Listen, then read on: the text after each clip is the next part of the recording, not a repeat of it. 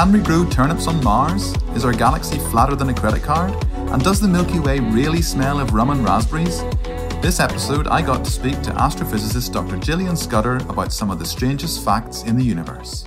I'm Dr. Jillian Scudder. I'm an associate professor of physics and astronomy. I just got promoted at Oberlin College in Ohio.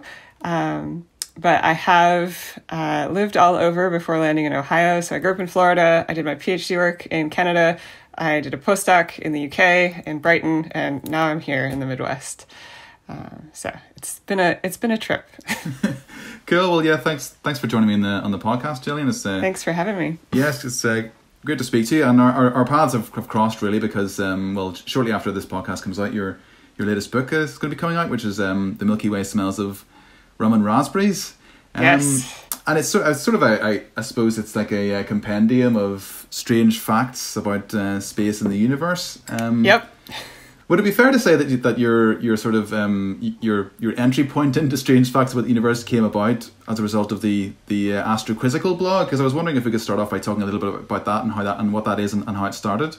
Sure. So I think, yes, it's not an unreasonable thing to do because a lot of what I did with Esther Quizzical, so Esther Quizzical started as a blog where people sent me questions about outer space. And so a lot of these questions were things that I, as a trained scientist, would not have thought of.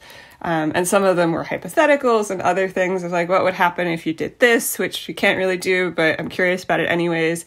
And so it did get me into kind of the less standard set of facts that you would read about in like an introductory textbooks or something like that.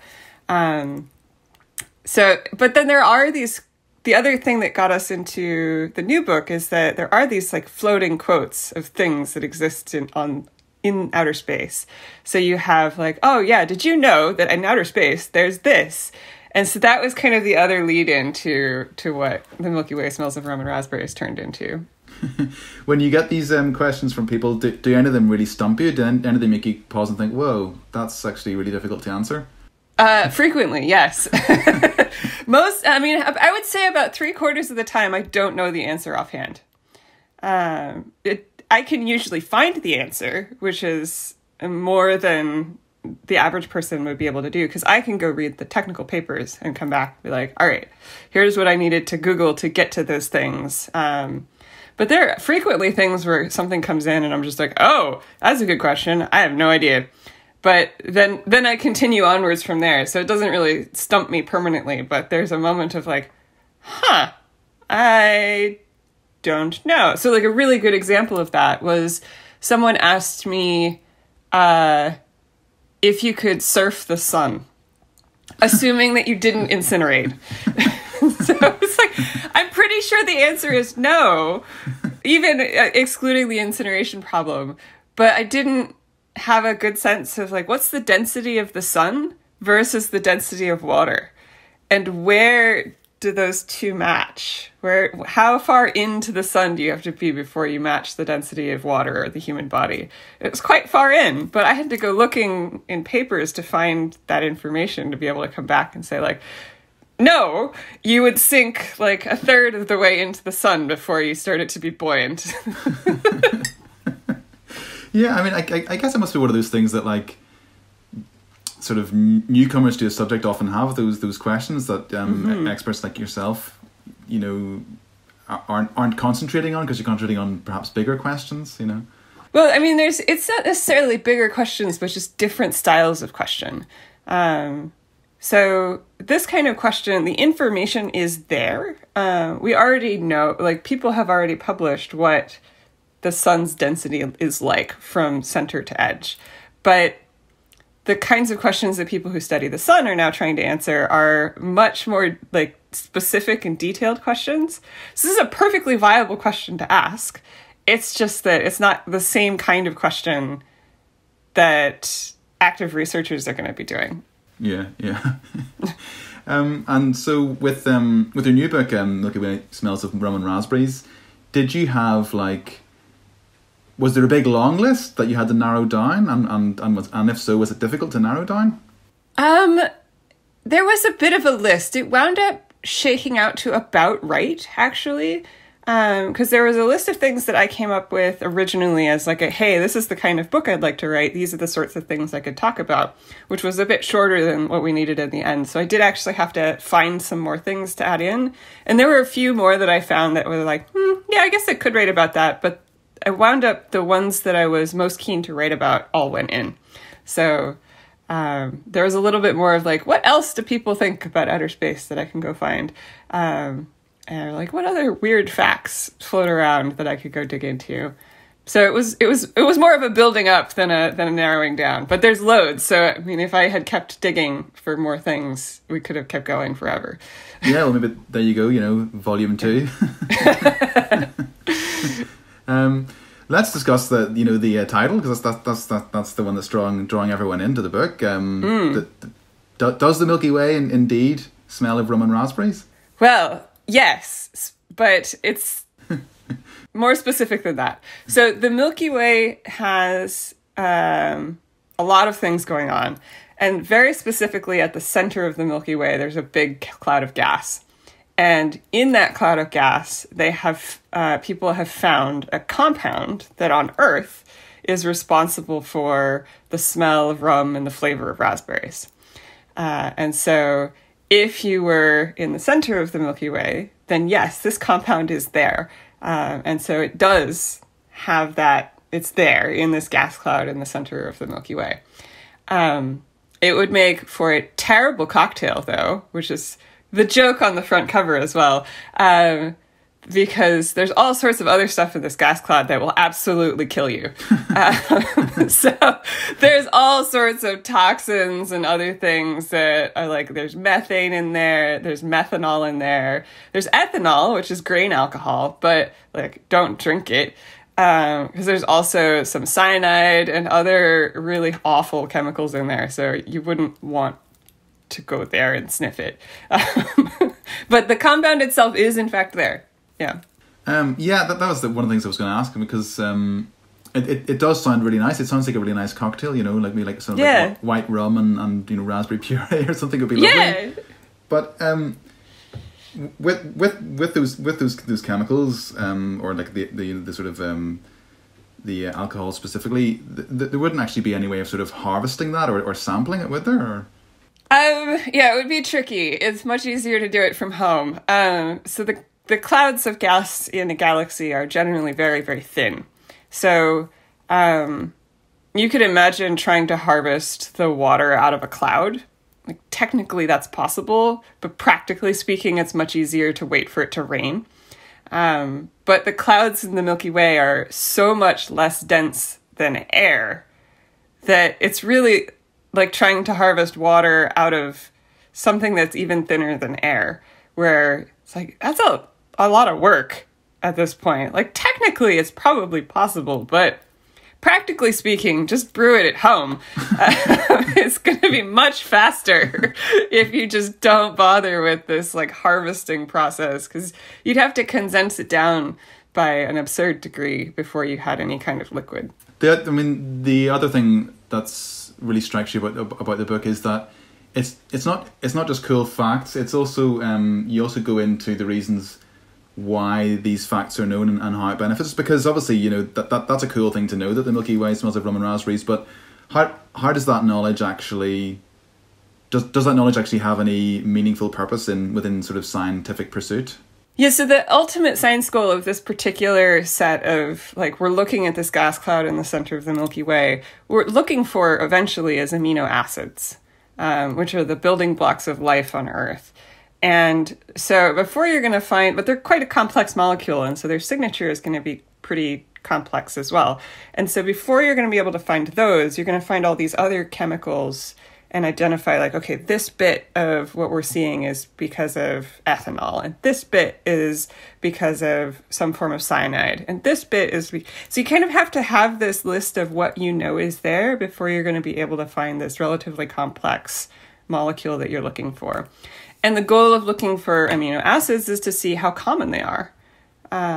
Because if amino acids are common in the galaxy, then life might be more common than it otherwise would be if amino acids are rare.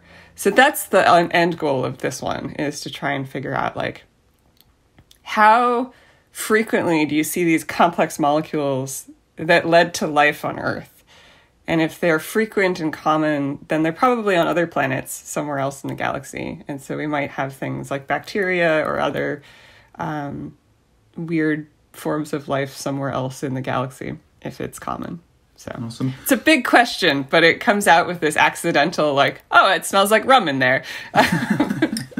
Yeah, but obviously that the other point about that is that you wouldn't actually be able to smell it. So I think it's really interesting that.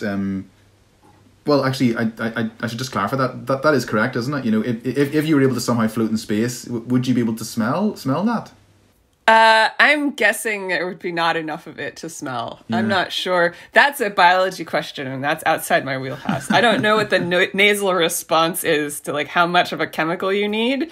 And I know that it's different for different molecules. So, like, the reason that skunk smell is so bad is because the human nose is really sensitive to it. But so I don't know whether we would be able to smell it at those concentrations. My guess is that because it's so much less dense than air, the answer would be no. Yeah, because I think the reason I assumed that you wouldn't be able to smell it was because there's another chapter which is the moon smells of gunpowder, and that came from the Apollo missions, didn't it? And you were sort of saying that they didn't smell it until they got back on board and took off their helmets. So the reason they didn't smell it before then is because their helmets are, like, airtight sealed to them. And they couldn't smell it before they got out because their capsule was also airtight sealed. And so what happened was that they would put their suits on, seal themselves in so they didn't leak any air, go outside, get absolutely covered in moon dust, and then come back in, seal everything down again, and then take off their helmets. But now they're covered in dust. And so now they've got dust floating in the air that they've now sealed in with themselves. And so that's where they start to smell like, oh, it smells like gunpowder in here. And they have to wait for the air circulation system to clear it before it stops smelling of gunpowder. I think it's a really interesting point, that, because I think if I were an astronaut and that happened to me, I'm not sure that I know what gunpowder smells like. So, but they happen to know what gunpowder smelled like, so they were able to use that as a reference. These are all ex-military, almost exclusively. They're like Air Force pilots and things like that, so they would have smelled it, yes. Yeah. Because I think there was like, Tim Peake was asked, what does space smell like? And he said, after a spacewalk, you get a smell like burnt toast. I think it's really interesting that you sort of, like, relate these things to everyday life. It's sort of it's quite a cool reference point. Yeah, it is. It's a neat one. It was fun going through the Apollo logs because that's where I got the stuff about the gunpowder smell. And you can hear the astronauts are also kind of like, yeah, it really does smell like gunpowder. Like, they'd been warned after the first mission that, like, it's going to smell like gunpowder, but they're still kind of surprised by it. Like, oh yeah, it does smell like gunpowder. One of the other chapters that was really interesting was when galaxies collide, the individual stars don't collide, and yes, I was really interested to hear your thoughts on that particular chapter, because isn't that sort of your speciality in terms of your own research? Yes, it is. This is a thing that I study. It's the collisions between galaxies and how those go forward and what we can learn from them. So yeah, that one was close to my science heart. Yeah, because I suppose that's what I meant whenever I was sort of saying that, you know, astrophysicists like yourself focus on the big questions. So, like, you're asking, you know, how do galaxy collisions affect the evolution of galaxies? Whereas people like myself will ask, can you surf on the sun? Yeah. So, but even this one, like, do stars collide when you throw two galaxies together? It's like in my context, we just assume that the answer is no, right? Because we've had this explanation given to us once early on in our careers, and we went, yeah, makes sense, and we carried on.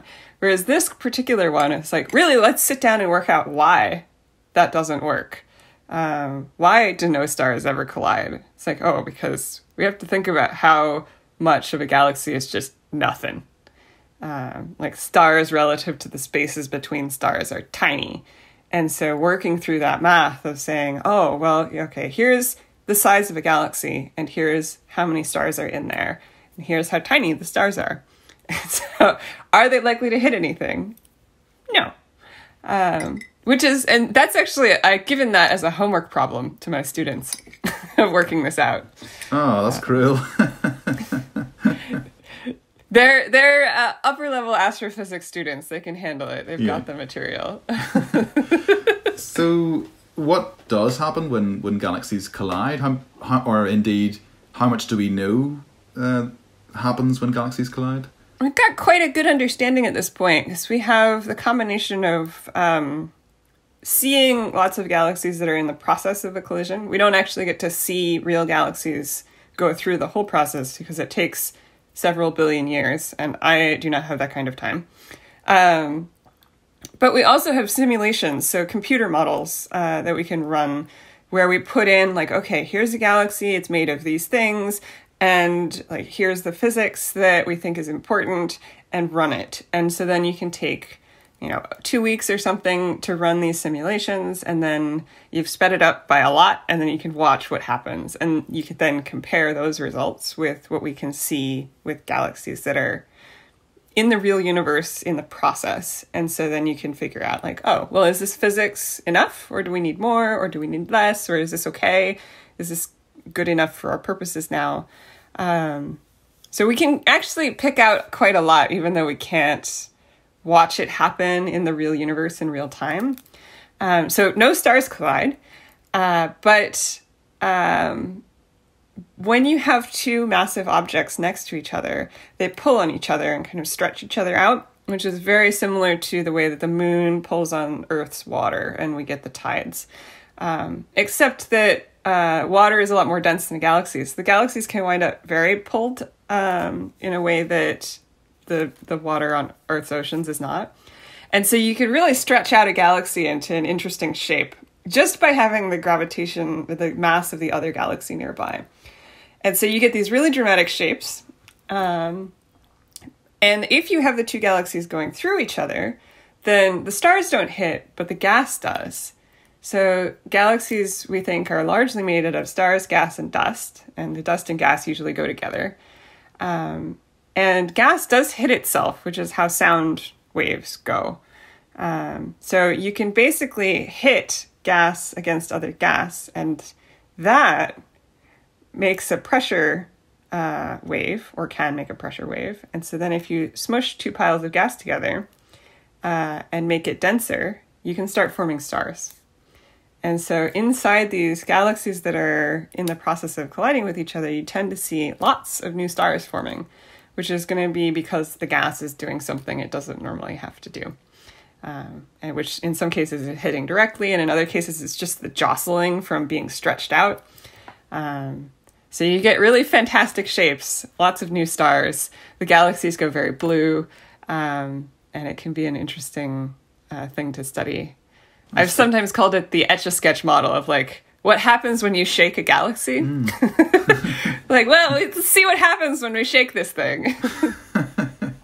And isn't it the case that that's going to happen to the Milky Way and the Andromeda galaxy? Yes, it is. So I have often asked, there's two portmanteaus for what we should call the resulting galaxy. There's Androway or Milkdromeda. And I don't like either of these names. But yes, in about 3 or 4 billion years, the Milky Way and Andromeda are predicted to merge into a single galaxy. So I guess sort of studying mergers that are happening now is that sort of like a good way of working out what will happen to our galaxy in the future? That's one application of it, yeah. Is trying to figure out, well, okay, we have this kind of galaxy and this kind of galaxy, and if we throw them together, what should it look like? Which is still, people are still publishing papers on what the Milky Way and Andromeda collision end product will be. It's like, will it build another disk galaxy? Will it look kind of like a spiral as we've currently got? Or is it going to scramble the whole two galaxies entirely and make a big red round fuzzball? Cool. Either option is still on the table. What about this other the other one that really caught my eye was our galaxy is flatter than a credit card. Yeah. Now, it is extremely flat. There's quite a lot of mass in there. that I had to follow. Yeah, I couldn't think of any other way to get through that one, though. Yeah. But I tried to pull in with as many analogies to other flat things as possible. So, the Milky Way is extraordinarily flat. And so almost all of the stars are in a very, very thin disk, which is what we see edge on in the sky if you're in a place dark enough to see the Milky Way. And so that's why it's such a narrow band across the sky, is because the stars in our galaxy are almost all in that one particular place, in that one particular range. And so then if you want to figure out, like, okay, well, that's pretty narrow. Even by eye, we can see that's quite narrow. And then how big is it from edge to edge? And that ratio gives you a sense of flatness. And so I was then trying to figure out, like, okay, what else can we use as a comparison? So how big is it from edge to edge is kind of a fuzzy number. We don't know that number very well. So there's a little bit of a range. But we could do things like, okay, well, how does it compare to a sheet cake? Like, well, you need a really large sheet cake before that starts to become similar. Or how much does it compare to the size of a typical pizza? Again, you need an American-sized pizza before that starts to become sensible. But credit cards are about the right size. So if you stick two of them lengthwise together, that is about the ratio. So if the twice the long way of a credit card times that thickness, that's about the ratio of the Milky Way. So cool. I mean, because it's obviously really, presumably really, really difficult to work out the size and shape of our own Milky Way when we're so small and we're in it. We are in it. That is the biggest problem with it. Yeah. Yeah. So we're trying to measure a thing that is fundamentally very diffuse. And we would like to know where it stops while we're also inside it. And we cannot have an external perspective on it. It's quite a tricky thing. Yeah, absolutely. The other topic that sort of crops up quite a lot in the book is black holes. I think there's like maybe 2 or 3 facts on black holes. And I sort of thought, it's quite in vogue at the moment, really, given those sort of 2 Event Horizon Telescope images that have come out over the past few years. I mean, I assume black holes were just something that were black holes something that you sort of felt there's just so many strange things going on here. I mean, black holes are fundamentally very odd. Yeah. So, having some things in there about black holes did make sense.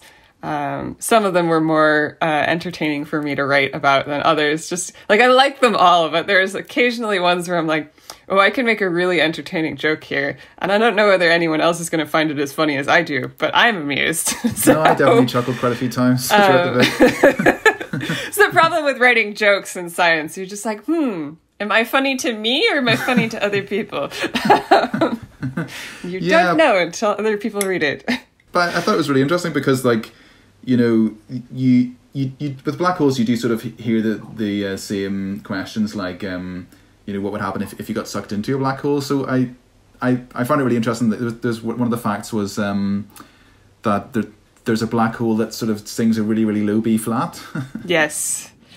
Yeah. So the interesting things with black holes, you do get kind of the same questions, and they're kind of the fundamental, like, oh, what happens if you throw something in it, or what happens if you fell in it, or why don't we all fall into them?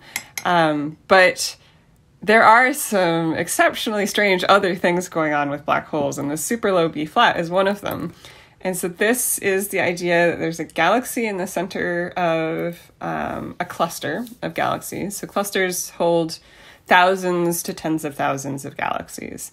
And in between the galaxies and clusters, you have, again, very, very thin gas. It's usually really hot to the point where it glows in the X-ray. So this is a very, very warm gas. And if you have a black hole, you can create a pressure wave inside that gas. So you can basically pulse into the gas, which then creates high pressure, low pressure, high pressure, low pressure. And that is fundamentally a sound wave. Because all sound waves are pressure, and it just goes from high to low to high to low. And how quickly it goes from high to low, it tells you the pitch and the tone. So if you have a very specific frequency, it tells you what note it is. And so you have to, and if you don't have those exact notes, you fall in the cracks in the keyboard and it sounds bad. But this one in particular managed to hit exactly a B flat. It's way off the end of the keyboard, but it is a note. And the cycle time is really long, but it is exactly a B flat with this pressure of up and down cadencing from this black hole. Yeah, that's also like a really interesting point you make in the book, is that like, you know, the 11 notes that exist, you know, on a piano keyboard, you know, the naturals and the sharps and the flats. Yes. There are sort of quarter tones in between those, but this wasn't like a quarter tone below or above a B flat. It was an actual B flat. Yeah, I mean, in as far as we can measure it, it is an actual note. It might be slightly out, but like we can't measure it to that level of precision, especially when the time scale is so long. So yeah, but it, from all accounts at the moment, seems to be an actual B flat. So do you think that, you know, given the vastness of the universe and the amount of black holes that must exist in the universe, that there would be enough to actually gather, make a keyboard out of them? Yeah. I mean, yeah, there's probably no reason why not. If you have to have enough universe, but we do. So that should be achievable. Whether or not we're actually going to be able to find them all is a different question entirely, but it should be there. Yeah. Yeah. That's what I was thinking. Like, is it like monkeys and typewriters typing out Shakespeare? A bit, yeah. would there be enough to do like a Beethoven symphony, for example? Well, you only need 11 notes, right? So there's a couple that we know of already where you have a sound wave coming from the black hole. I think one of them is not a note, but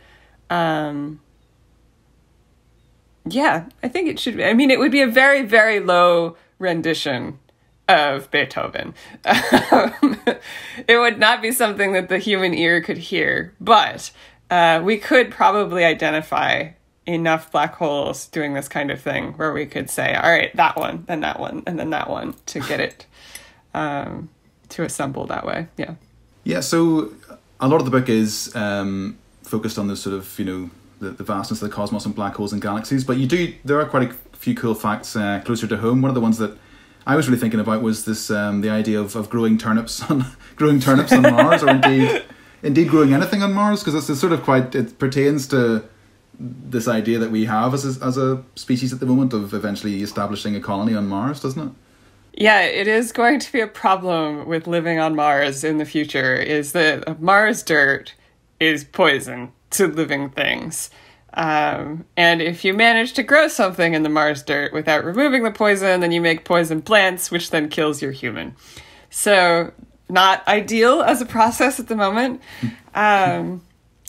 Yeah, that was actually one of the things I spent a lot of time doing research on, because I was not aware of that particular problem on Mars. I knew about a lot of the issues on Mars of like, the atmosphere there is very thin, and so you get a lot of UV radiation, and UV radiation gives you skin cancer and generally bad. And the soil is isn't neutral, it's a little bit basic, and so basic contents on your skin is usually also not a good idea. But the idea that the soil actually has toxins to humans in it was new to me when I was reading. And so this was really fascinating for me to go through and figure out, like, oh, that is a problem.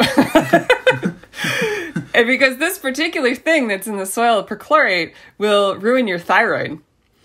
And the thyroid is required for functioning metabolism. And so that is not a thing that humans can do without. How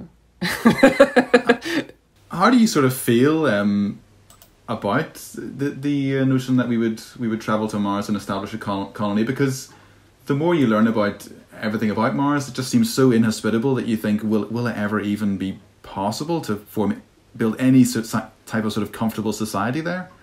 I mean, I think it will be possible to have humans live on Mars temporarily, in the way that we've sent humans to the moon for several days, right? That I think is achievable. The problem with the Mars, rather than the moon, it takes about 3 days to get to the moon. It takes about 3 years to get to Mars. So there's a whole bunch of technological problems you have to achieve solutions to before you even get to Mars. And then once you get there, it's awful, right? So there are things that we could learn about Mars that would be much faster achieved with a human there. Like if you send a geologist to Mars, we'll be able to go pick up interesting rocks much faster than sending a robot there. That said, robots don't care about poison soil and the UV radiation. So it's a lot safer on a human perspective to have uncrewed missions that we send over and learn from those. In terms of having like a long-term colony there or a long-term habitation of any type, there's some interesting issues with the like language of colonization that happens with Mars as well. And so like having any kind of human habitation on Mars for long-term, I don't know how soon that's going to be practical. I think as we continue to develop spacefaring technologies, it will become more achievable. It's not impossible to remove the poison from the soil, but you definitely have to do it. And I don't think we have practice removing this toxin from dirt at this high of a level. So there's going to be a lot of challenges. And we're going to have to try our best not to be awful about who we send and under what conditions we send them, which is a whole other ethical tangle. Yeah, because I guess probably the most difficult part of going to Mars is getting back, I suppose. Well, going and coming back have kind of... it's a similar challenges. Yeah. It takes a really long time. But the bigger issue, I think, in many cases is that, I mean, Mars is bad for your health. And so if you start having major health issues, you're either going to have to be able to deal with them on Mars or wait 3 years to return. Yeah. Which is not usually ideal if you're having major health issues. And, like if you need chemotherapy or any kind of cancer treatments for after having been exposed to the Martian radiation levels for a while, it's like you probably don't want to wait 3 years to start those treatments. And so then do you have those facilities on Mars? Well, that's pretty advanced medical needs that you're then having to establish alongside your habitation. Yeah, absolutely. A little bit sort of nearer in time in the future got me thinking about these sort of upcoming robotic missions to the Jovian system, sort of Jupiter and its moons. JUICE and the Europa Clipper. Yes. With regard to the chapter that you have on whether or not Europa is glow in the dark, that's pretty cool. Yeah, that is pretty cool. I hope it's true. Right now, it's a possibility. It could glow in the dark. We've looked, and so far we haven't seen anything really bright. Doesn't mean it's not there. It could just be that it's not very bright. But yeah, as we are planning to go to Europa, like the Europa Clipper mission, we should be able to check. And I really do hope that it does glow in the dark, because that's just fun. Yeah. Just like, oh yeah, just ice. And then you throw it into near Jupiter and it should just glow. Like, that's cool. I hope it does. Is it related to any processes that we would know on Earth? Like, is it similar to the glow in the dark stars we all had on our ceilings and when we were kids? Yeah, or? so I actually had to go through all the different kinds of glow in the darkness. So glow in the dark stars are a form of glow in the dark where it absorbs light during the daytime, and then it glows for a time afterwards when you and I mean it glows during the daytime too, you just don't see it because it's bright. So this is a really specific kind of glow, so you have to have really high energy stuff hitting ice, And so Jupiter, being really nearby, has this absurdly strong magnetic field. And that magnetic field is able to make things go extremely high speed and just produces a lot of this radiation generally. And so then you can have all of that around already and just slam it into the surface and it should glow in the optical range. Like this should be something that the human eye could see if there was enough of it. But yeah, this one was fun because I also got to learn about fluorescence, which is when you shine a light on something in one wavelength and it comes out at another wavelength. So like anything that glows under a black light is fluorescent. So it's absorbing the UV, which is the black light, and then glows in the invisible. So, but as soon as you turn the black light off, it stops. So that's the distinction there. Fun fact about fluorescence is that all scorpions fluoresce. Oh, cool. I don't know why, but if you talk to anyone who is a geologist or does field work in the desert, they have UV black lights to carry with them to check for scorpions. Well, that's cool. Yeah, it's really neat. It's all of them as well. It's like, why? Nobody knows. That's a really cool fact. You can check for scorpions with a black light. We're sort of approaching the end of our time in the podcast here, so I did want to finish off with just sort of, because it sort of got me thinking about all the different weird facts left to sort of discover, and I was sort of thinking that in relation to things like, you know, the Webb Space Telescope having just launched, and then we've got things like the Square Kilometre Array organization, you know, due to go online, and it does sort of feel like we're on the precipice of a sort of a new era in astrophysics and cosmology. I was just wanting to get your thoughts on that and sort of the future and what it might hold for you and your colleagues. I think one of the fun things about astronomy is that there is always this kind of sense of like, oh man, we're going to get to learn so much new stuff. Because JWST launched, and JWST is going to be transformative, I think, in terms of the things that we will be able to observe that we have not been able to see before. And so that telescope is going to give us all kinds of interesting things about other planets and other systems and galaxies that are really far away, and all kinds of cool things will come out of that. But we're always building new instruments, and there are new missions all the time. So you mentioned Europa Clipper. We've got new missions planned to go to Venus soon-ish. We've got things, there's always something. So depending on what you're interested in learning about, there is often this sense of like, oh, stuff is coming. And because the universe is so big and so filled with unexpected and strange things, we will continue to learn more and more about this. Like, oh, there are weird things out there.